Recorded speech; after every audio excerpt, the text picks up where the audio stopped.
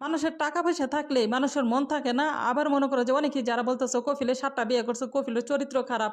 আসলে আমার কফিলে যে ৭টা বিয়ে যদি করে থাকে, আমার কফিলের সবগুলো ছেলেরা এত নম্র ভদ্র আর বলার মতো নাকি। আজকে আমার কফিলের ৪ নম্বর বউয়ের ঘরের যে ছেলেটা মনে করো রিয়াদে থাকে, এই ছেলেটার ব্যবহার এতটাই ভালো। যতবারই মনে করো যে এই বাসার মধ্যে আসবো, এটা তো যেহেতু রিয়াদে থাকে, এটা একটা বিয়ে করছি, বিয়ে করলে মনে করো বউটা চলে গেছে, আমি আইসেই শুনছিলাম।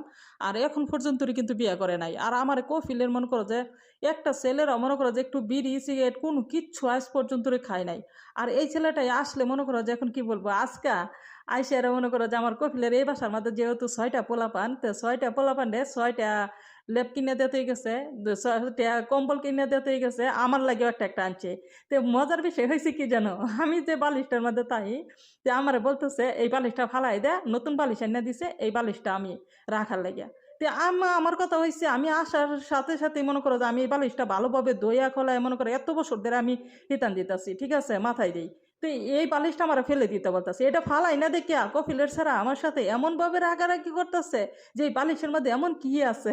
এখন এটা তো আর জানে না যে আমরা বাঙালি, আমরা বাঙালিরা মনে করো যে যে জিনিস বেশি দিন ব্যবহার করি সিরা হইলে মনে করো ওই জিনিসের প্রতি কিন্তু আমাদের একটা মহব্বত থাকে।